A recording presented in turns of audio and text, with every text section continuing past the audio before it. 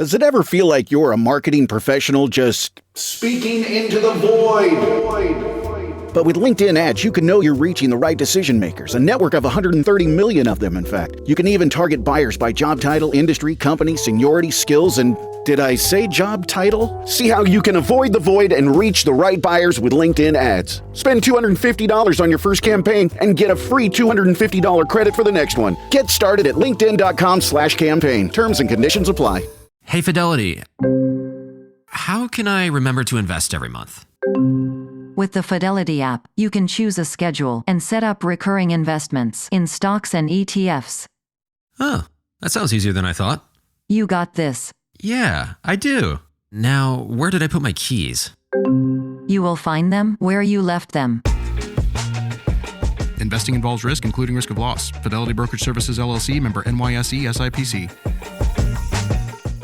This podcast is part of the Robots Radio Rocket Club, a program designed to help all podcasts reach their full potential. For information about joining the Robots Radio Rocket Club, check out robotsradio.net.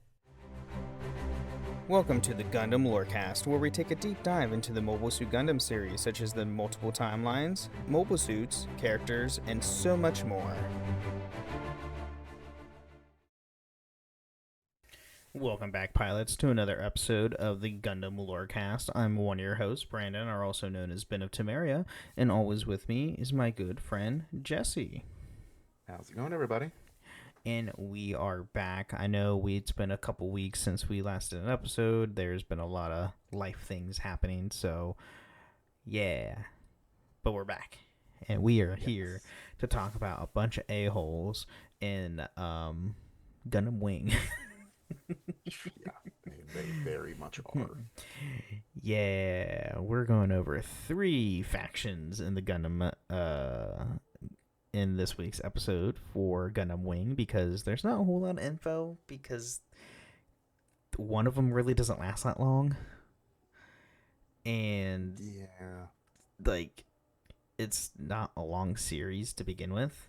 And they don't really go too much into the factions themselves all that often. So that's why we're doing all 3 major factions in this series in one episode. Like, they're all pretty similar to each other, so they do kind of match up. Yeah.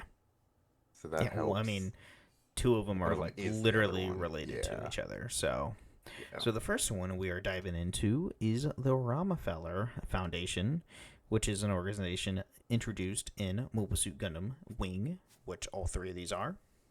The Romefeller Foundation is a secretive, archaic organization that manipulates world affairs to suit their purposes. They are the primary driving support of Oz, which is another one you might hear, which another one we'll dive into in this episode. So, getting into the history of Romefeller, then the pre-colonies.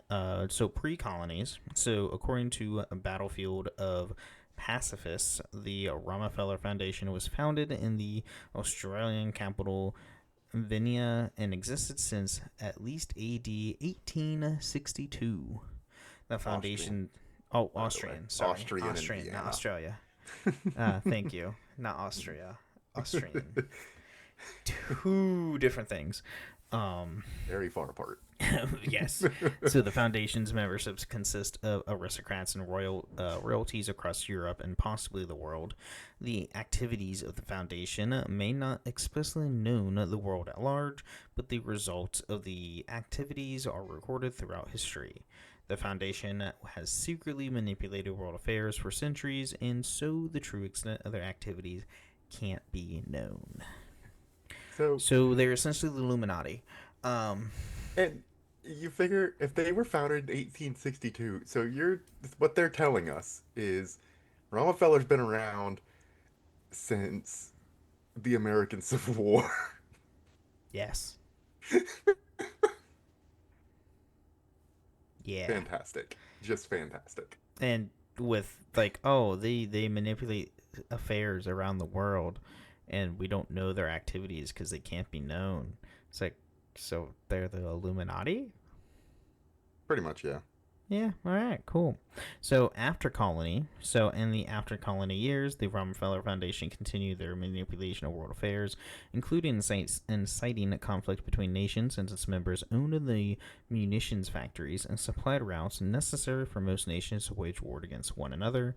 However, the Foundation ultimately desired to rule all of Earth and space. So Of now course. they're becoming dictators. Illuminati still. Yeah, still Illuminati. That's a good point.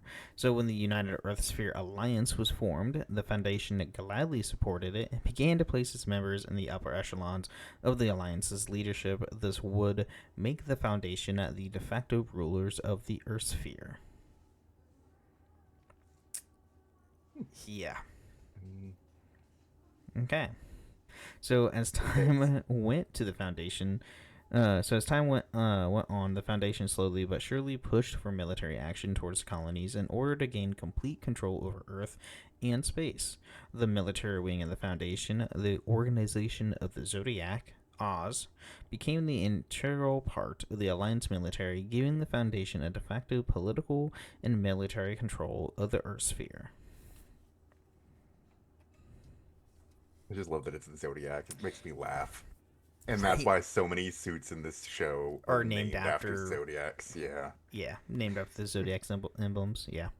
So by AC 195, the leader of Romefeller was Duke Dermail, the step-grandfather of... Tres Cushernada. Thank you. And the biological grandfather of Dorothy Catalonia? I think it's Catalonia.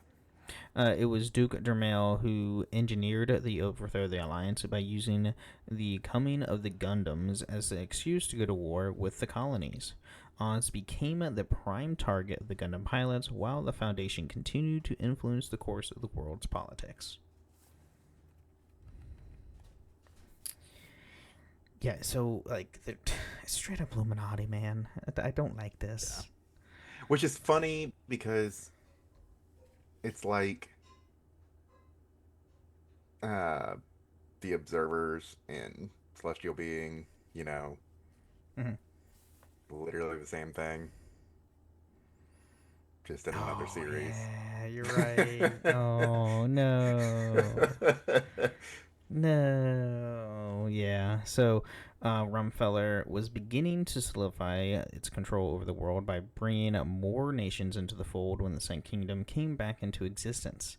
The Second Kingdom continued spreading the idea of total pacifism at the time when some were becoming war-weary. This began to draw some nations away from the Foundation, so it began to try and discredit or destroy the Second Kingdom.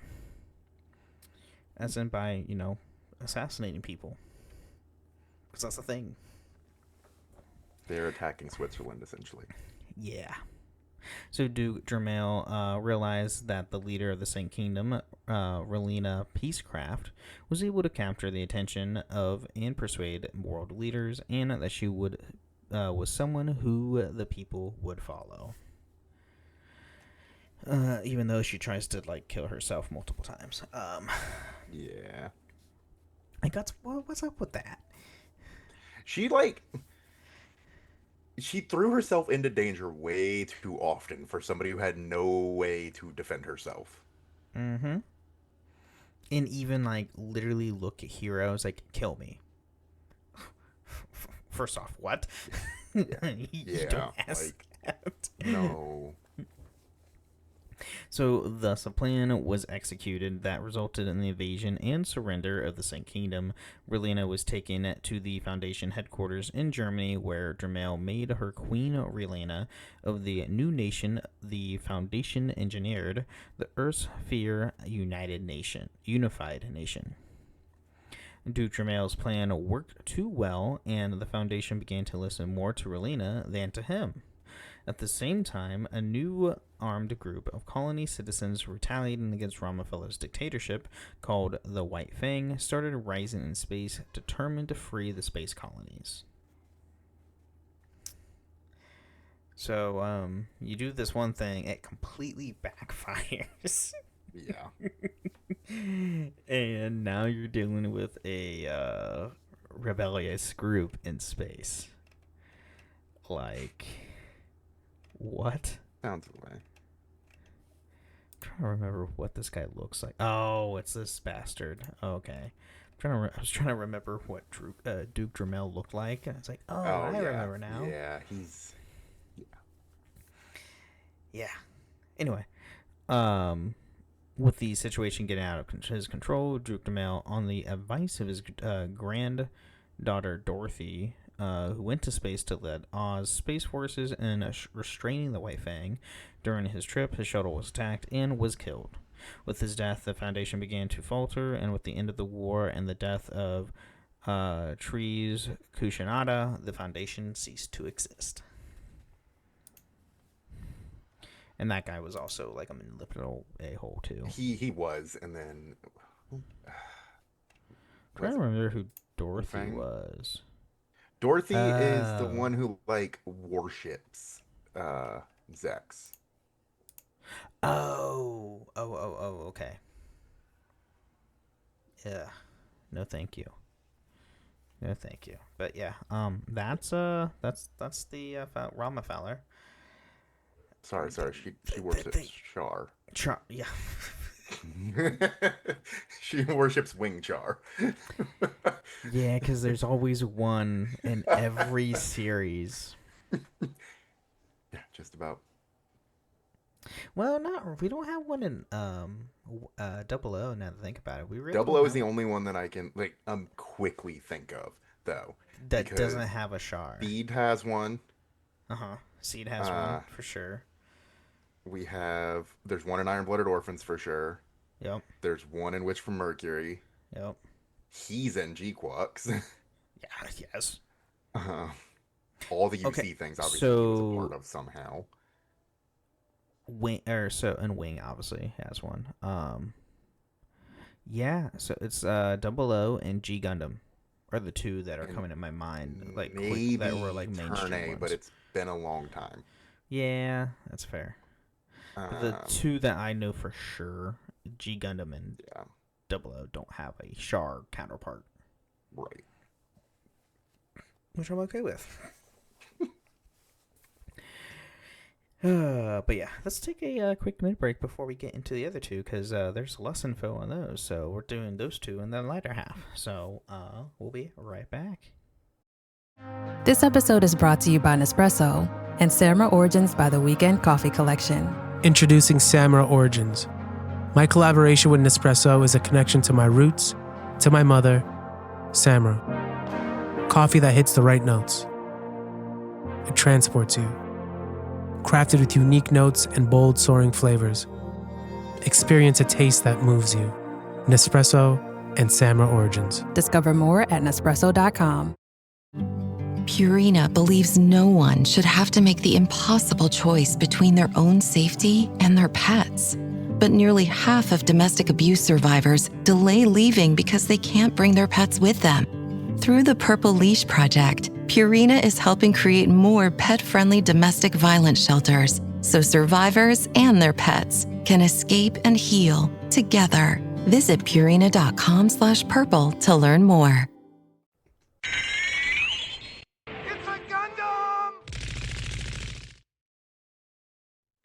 All right, welcome to the Middle Show. We're talking about Ethereum Podcast. There's nothing to do with the lore of Gundam. Here we want to thank all our amazing listeners. Thank you guys so much for supporting the show. And if you too want to support the show, you can go to patreon.com/GundamLoreCast, where you can get ad-free episodes or even join us once a month on the show itself. You can even leave us ratings and reviews on Apple and Spotify. Leave 5-star review on with some words on Apple. We're to out loud next time on the show, as well as a nice Spotify comment, which we do have a couple today. We have one back on our Mobile Suit Gundam Barbatos episode saying, can you guys do an episode on both Arios, Kyrios, Harut, please? As well as the Dynamis and other forms that come up in the Awakening of the Trailblazer. Thank you.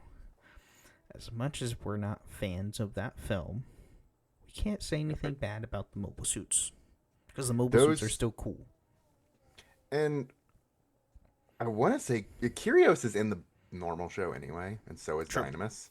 So there's plenty to talk about from those without acknowledging the abomination. You But said it now. I, well, yeah, because Double O is one of my favorite series, and that movie is rough for me. It's rough for overall. Just such a I'm weird sorry. change. It's It's the same as the It way was- that the manga changes and everything, like the personalities of characters in Wing and the one that it sounds like they're going to be adapting next. Mhm. It's just like it goes too far off from what the original was. Right. I don't even mind the I mean, concept honestly, of Trailblazer. It's just We're introducing doesn't- aliens and aliens it invade. just It's like, fits first off, too what? late. That doesn't like. like if first that was in the off, that beginning of the show, it didn't would have make- made sense, Yes, and just adding and I it, would have been like, okay with it. adding it as the conclusion Yeah. of the series is like. I First think off, that's my what? biggest issue with it is that it's like you just veered way off from the series. Mm-hmm. You could have just made a different series that had this. Mm-hmm. Yeah, I agree. And we also have a comment on what is Gundam Mobile Suits, which is our second episode from by the way, from the Trailblazer one. That was Jacob D. Gunsman that posted that. And then we have Mini Macaroni Monster saying, cool, 5 stars.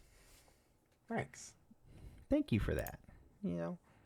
Other than that, you can follow us on a few different Discord servers, the Robots Radio Discord at robotsradio.net, as well as my own Discord server, the Ben and Friends Podcast and Discord, where you can find this show and all the other shows that I host, which are Holocron History, Star Wars Canon vs. Legends, the Final Fantasy Lorecast, the Wizarding World Lorecast, and the Witcher Lorecast.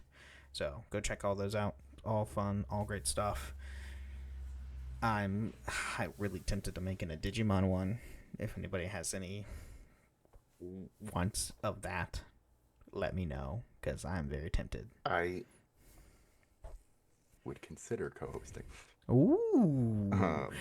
If you guys want to listen to us ramble more, I would consider. Ooh. I would also, if you guys want to hear us ramble more, consider a Pokemon one. That would be a whole different undertaking. That's a whole other animal. But hey, at let least us we'll know in never the run out of Discord if you content. guys- Much like Star Wars, I'm never running out of content with Pokemon. Though I can see the same thing for Digimon, because there's so much. There's so much, and they just a new anime just premiered this past Sunday. The new game is out, which I'm highly enjoying, and I'm more hyped from any other game that has come out this year. I'm more hyped for the Digimon one, and it's amazing. By the way, compared to the last few Digimon games, and this is, I know, a side tangent in the mid-break, but be able to use your Digimon in the real world for the first time ever in a Digimon game is amazing. Because you're actually in the real world in parts of the game. Like at the beginning of the game, you're in the real world. Kind of awesome. Which is amazing. You're not like in cyberspace or something crazy. But anyway, enough said of that. But for Gundam news, there's some stuff that's been going on. So if nobody knows, New York Comic Con is this weekend. New York Comic Con is this weekend. I'm jealous. I have some friends that are there, and I'm kind of jealous of them. Oh, what? Yeah. But there's a bring me new things. visual with Barbatos, which looks freaking sick. It's called Barbatos Rises at NYC. So this is going to be because there's going to be a citywide Gundam Expo kind of a thing in the Big Apple, which is freaking awesome, and I kind of wish that I live somewhat closer, but also not, because I've been to New York City once. Visiting it for a couple days is fine. I would not want to live there. And for anybody who's listening and lives in New York, I applaud your courage of living in that city. But other than that, a new deck for the Gundam card game is now out for sale, which is Iron Bloom, which is based off of, obviously, Iron Blood Orphans, which I completely forgot came out, so I need to go find that deck so I can get it. It has Barato's second and fourth form in it, Ooh. as well as the Gujin Rebake and the Greys, the Schwab Greys. Ooh, nice. And they also did post, if no one's seen, there is a new, there's an actual legitimate anime trailer for Iron-Blooded Underhunt. Is it Underhunt? Urderhunt. Urderhunt. So there's an actual, like, official trailer for that, and it looks freaking sweet. Yeah, it looks good. Other than that, it's just, like, your standard, new Gunpla coming out and stuff like that. So nothing too crazy. Yeah, nothing huge when it comes to the Gunpla that are coming, but yeah. But it's always fun to get new Gunpla, though. It's always good to get. What is this? A Luna Maria set for late March 2026. Is that oh, that's a figure, so it's a statue. Oh, nice. I did not see that. That's cool. She's like probably one of my favorite female characters. That's fair. So, anyway, I think it's a good time to get back into more factions from Wing. I think so.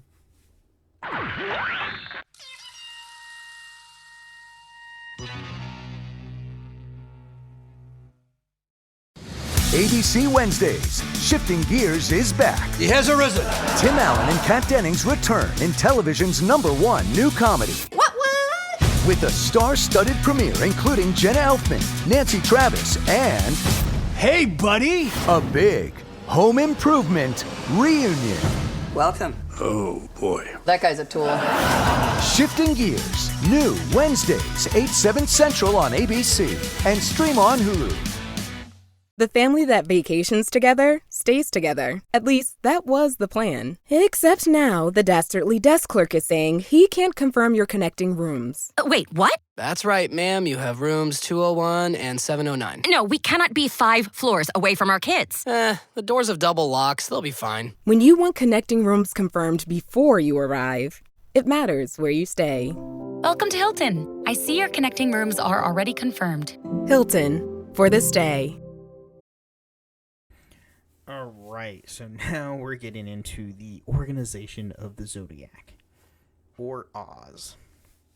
Formerly known as the Special Mobile Suit Unit SMS in the United Earth Sphere Alliance military, which is an organization that appears in Gundam Wing. So, yeah. So getting into their history, so the Organization of the Zodiac, or Oz, is the military wing of the Romefeller Foundation, which came into the foremost in the waning years of the United Earth Sphere Alliance. Oz operated as a division of the Alliance military and served as the form of Special Forces or Black Ops Group. Yeah, that's one way to put it. Yeah. Just common thugs that literally kill people for willy-nilly things. Whatever they wanted. Mm-hmm. Yeah. So officially they were known as the Special Mobile Suit Unit, more commonly known as Specials. The events of Episode 0 and Frozen Teardrop acknowledged the original leader of Oz was General Chichelius Catalonia, the son of Duke Dremel, and the father of Dorothy Catalonia. He was replaced by Trez Kushinada in AC 193 after he died in battle. Quote unquote, died. Was he? Yeah. I feel like there was some shady shit. Yeah. With trees, I wouldn't put it past him. Easily could have done it himself. He would have done it in a heartbeat. I don't care. So an unrest of the colonies increased so that the calls for independence from Earth became more forceful, the Alliance became more militaristic, and Oz became a larger portion of the force. With their increasing influence, Trez Kushinada was able to gain the support of the colonies, who believed that Oz would allow the colonies independence. Plot twist, he doesn't. Yeah, of course not. So thus Oz was able to stage a successful coup d'etat of the Earth Sphere Alliance, leaving the Earth in loose Confederation of Nations, held together by the Romefeller Foundation, the colony's hopes of independence were soon dashed as Oz began to enforce the will of the Romefeller Foundation upon both the Earth and the colonies. Yeah. They're not good. No, they're really bad. They're really bad. So Oz became primary target for the 5 Gundams of Operation Meteor sent by the colonies to gain the final independence from Earth.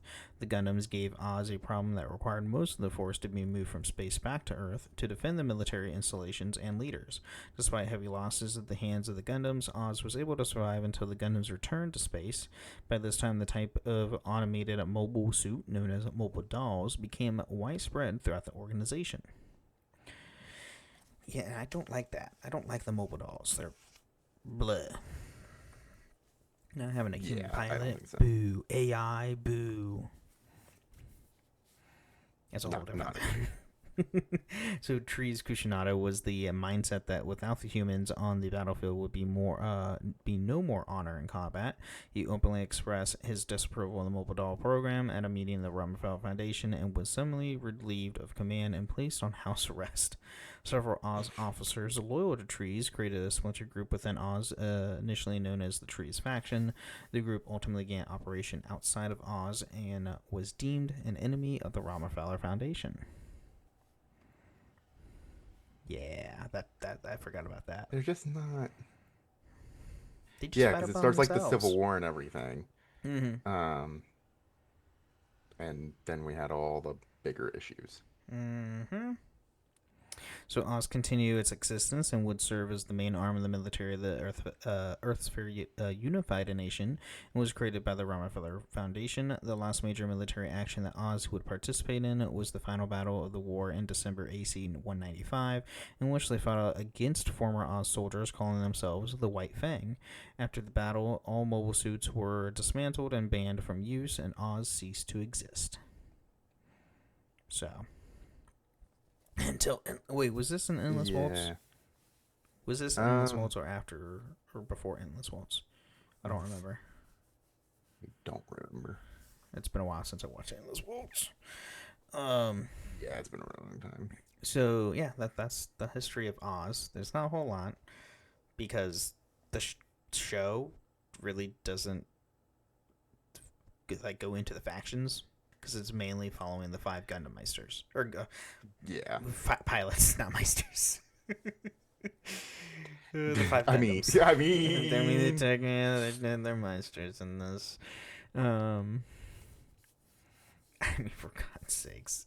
Setsuna and Hiro almost like freaking brothers at that point. Yeah. In their stupid ways. Anyway, a little bit of trivia for the Oz Federation, or Oz. A zodiac is a coordinate system used in astronomy and astrology, which, yes, if you know that, you should. Because everybody goes by their zodiac signs nowadays, which is interesting to me. Yeah. But whatever. So Oz's weaponry is often thematically named after star constellations, in which it relates back to the zodiac theming. This includes mobile suits such as the Leo, Aries, and Taurus, as well as non-mobile suit weaponry such as the Libra space battleship, which is not a strict thematic rule, however, as several Oz weapons such as the Trigos and Bulk space stations have no roots in any constellation. Oz is part of the trend of antagonist factions in Gundam anime, having a name with the letter Z. It's also the only Earth-based faction with the letter Z, in contrast to space factions Zeon and Zanskar Empire from the Universal Century and Zaft from the Cosmic Era. So... And the name Oz is a reference to the Wonderful Wizard of Oz, and its symbols are a reference to the Tin Woodman and the Cavalry Lion. An Oz mobile suit team named Scarecrow 5 appears in episode 35. Which, I mean, if you didn't already get that reference, it's kind of on the nose. Not gonna lie. Yeah, that's fair.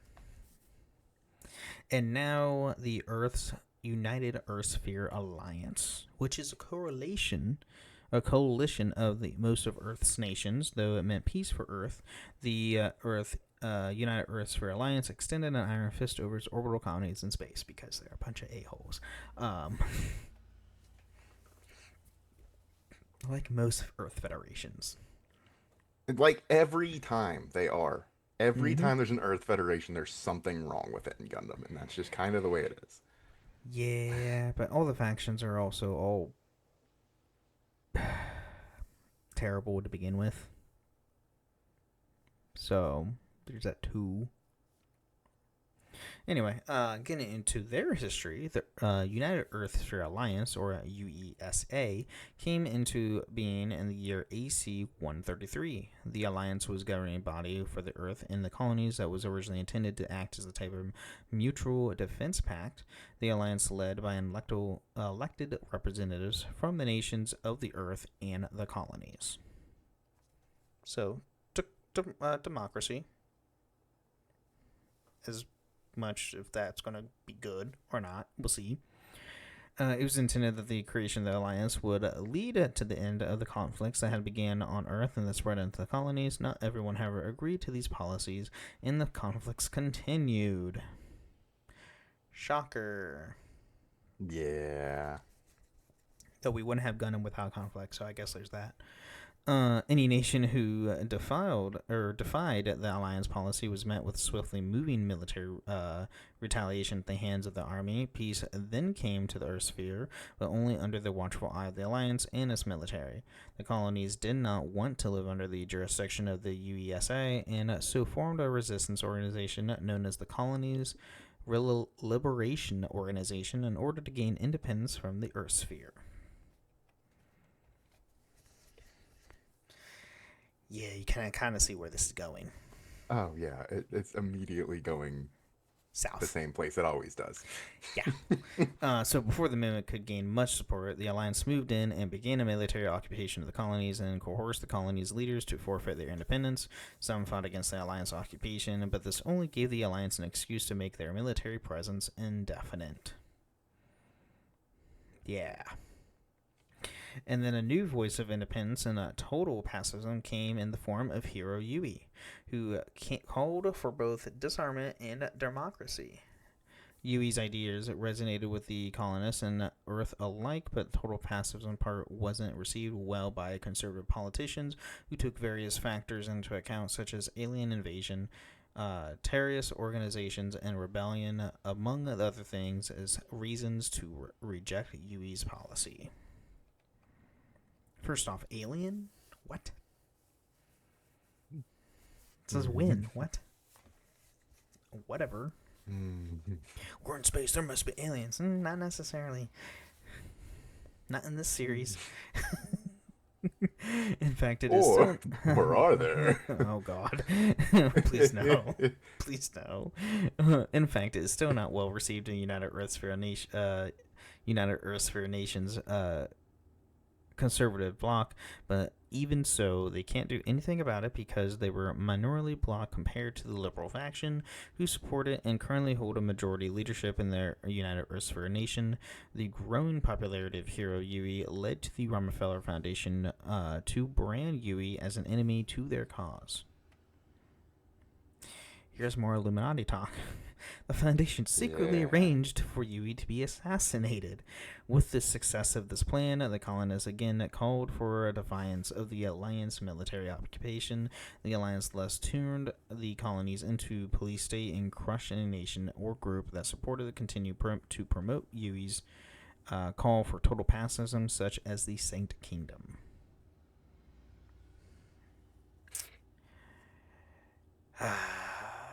Wait. Yeah. The Romefeller Foundation continued to orchestrate the Alliance's policy to its benefits, and when Field Marshal Noventa became the supreme commander of the Allied forces, he began to call for disarmament in the colonies, which jeopardized the Foundation's plans. As a result, the Foundation, using its military wing Oz, engineered the death of Noventa by feeding disinformation to the Gundam pilot Hiro Yui, who shot down his escaping plane. Which is in the first 5 episodes of the series. It's like within the first 5 episodes or something like that. It's when all the Gundam pilots meet each other for the first time. Yeah. So Oz then staged a coup d'etat in which their sleeper agents within the Alliance military, the Specials, special and nearly independent mobile suit units, starting to slowly destroy Alliance bases, eventually defeating organized Alliance resistance. And then when Oz was defeated, the Earth Sphere Unified Nation was formed to replace the dysfunctional USA. Yeah. Dysfunctional is a kind term. Really kind, they were insane. So getting into their military. So the military of the USA consists of several mobile suits, including Leos, Taurus, Aries, Cancers, and Pisces types. The Alliance also maintained an air force of advanced fighter jet aircraft as well as seamlessly conventional navy. The ground forces were also supplemented with tanks and artillery. And the Alliance maintained a space force of modified Leos, Taurus, and several other missile satellites. They also maintained a military base on the moon known as the Moon Base. The organization of the Zodiac played a role as a kind of special force within the Alliance military that would eventually come to comprise most of the large mobile suit force within the military. Yeah, so... And the Cancers and Pisces units, I think, were specifically aquatic. I know the Cancer one was definitely aquatic. I think Cancer Pisces definitely was. I think Pisces was as well. Too. And then going into their structure, the exact command structure of the Alliance military is not known for certain. The only thing that is certain that the leader of the Alliance was also the supreme commander of the Allied forces that was thus the most senior officer in any branch of the military, and it can also assume the officer rank structure is similar to the most European nations in the United States military, which is similar to NATO. So the Alliance Army includes mobile suit troops, tanks, artillery, ground troops, and other support commands. The Alliance Air Forces has advanced jet fighter aircrafts. The Alliance Navy, seemingly conventional navy similar to most modern-day navies in the world. And the Alliance Space Force includes space-type mobile suit troops and missile satellites. Crazy. And that's it. That's all we have on the United Earth Sphere Alliance because they didn't last long. Like at all in the show. Like we don't really dive into them terribly in Gundam Wing compared to other mobile suit series. So hence why we did all 3 today. Right. But all 3 are terrible to begin with. So there's that too. Yeah, they're just kind of rotten in the fucking core, and it kind of spreads. Yeah. Oh, absolutely it does. So, any final thoughts on these 3 a-holes of factions from Mobile Suit Gundam Wing? At least they gave us the Tallgeese Flugel.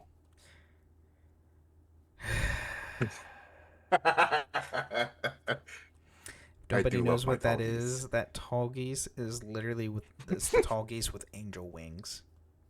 And I love it because it's so awful. I don't like angel wings on my mobile suits. It's so bad that I love it. And there is a Master Grade Gunpla of it, and I'm gonna get it. Oh, is there really? Yes. Oh, Jesus. It's like $80, and I'm gonna have it. That's not that bad. But oh god, that's how long have you even finished your Barbatos? Oh, the Barbatos? Yeah, Barbatos is up there. Oh, okay. That was like the first one I built. That was a mistake to be the first Gunpla I built, by the way. That thing was first a disaster. Gunpla or first Master Grade?